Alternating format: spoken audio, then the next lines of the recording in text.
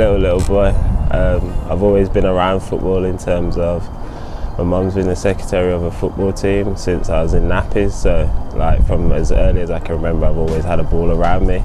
But actually playing was in school when I was in reception. I remember playing about just obviously at break times and stuff like that, not too seriously.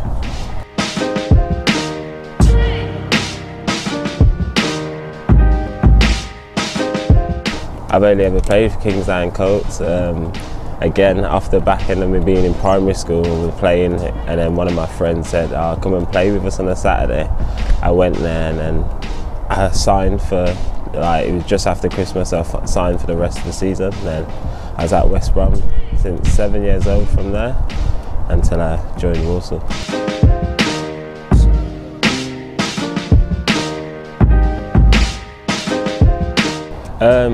Education-wise and development-wise, it did a lot. Obviously, you get in that, it's not day-to-day, but you're getting hands-on coaching from, which would be good coaches, obviously. It was a bit of a, looking back now, it was a thing where I'd probably have preferred to go into it a bit later because I didn't get the chance to win trophies with my friends and have that enjoyment of tournaments and so forth in the summer. I was still at West Brom and stuff like that, so in terms of the enjoyment part of it, I maybe missed out the childhood fun, but in terms of development, it was obviously at the time the best available for me.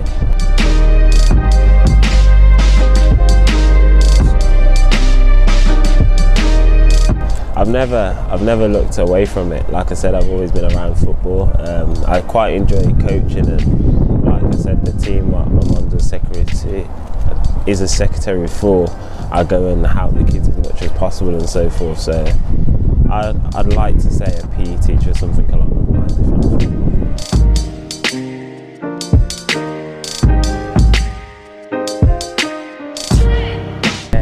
Obviously PE was my strongest and favourite lesson, of course. When I got to 16, I was near enough full time at West Brom, so I had to do BTECs in terms of, and I did BTEC Public Services and BTEC Sports Studies. I got distinction in the Sports Studies and a merit in the Public Services, so education-wise is good. I've got a B in Maths, I've got a C in English and Science, so it's not like the education side wasn't drilled in for me. From a young age, my mum always used to say, "You're not going football if you haven't done your homework," and so forth, so I've always been drilled that way. And when I got to secondary school, it was more West Brom got a link with the school, and just basically, if I weren't acting right in school, then I'd be getting punished.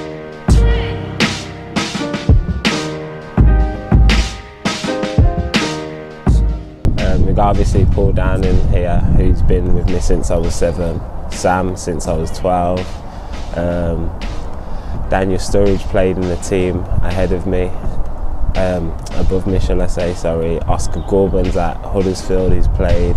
Christian Pearce at Torquay. There's quite a lot that have played in and around. Obviously Cider is the biggest out of the names, apart from Sturridge obviously, but Cider is the biggest name, and obviously he's the best friend of mine, so that's the one that really stands out.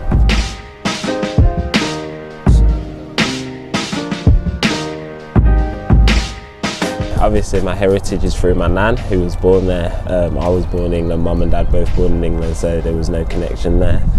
Again, Lincoln, who's from St. Kitts heritage as well, went over there, spoke to the FA and so forth, and they've bridged the link between England and St. Kitts. The first contact with West Brom when I was 14 to go and represent them. But at the time, obviously I was on standby for England in younger age groups and so forth, so West Brom always turned, not the blind eye, but said we could wait. Then they kept coming back, and it got to the stage where I was 21 at the time. I haven't played for England, it's only ever been standby, which obviously is still good recognition, but it's not actually playing there. And then that's when you really had to sat down and have a talk. At the time, the man to talk to was Dan Ashraff, who's been really good to me as well throughout my career.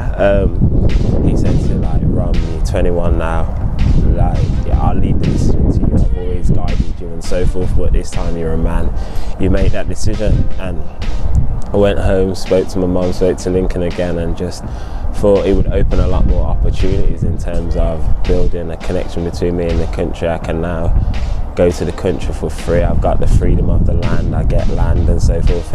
In the long term and business mind inside of it, it's a good look to go there rather than me keep declining and then waiting for England, and then England might not come. Don't get me wrong, we didn't see St. Kitts ever turning their back on me as long as I'm playing professional football in England, but it was like a bit like, all right, let's show some respect here. It's a country, it's not like it's just any old team and so forth. So that's when we made the decision, and I haven't regretted it once, I can honestly say.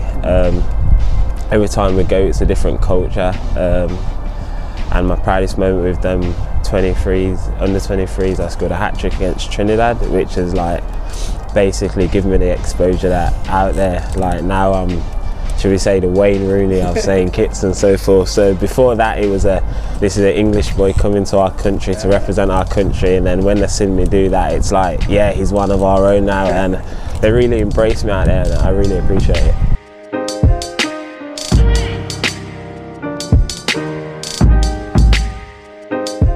Yeah, I've always had to balance the two. Obviously, when you're in the School of Excellence or Academy, you play on the Sunday, so it was a bit of a struggle to get to church every Sunday, but now that we play on a Saturday, I get as much as I can every Easter, Christmas, so I'll always be there and so forth. New Year's Eve, I'll spend my New Year's Eve doing a countdown at church and so forth. So I come from a religious background. I wouldn't say I'm so much religious in terms of, I'm not going to sit here and say, oh, I'm perfect and so forth, but my family around me and so forth is very religious.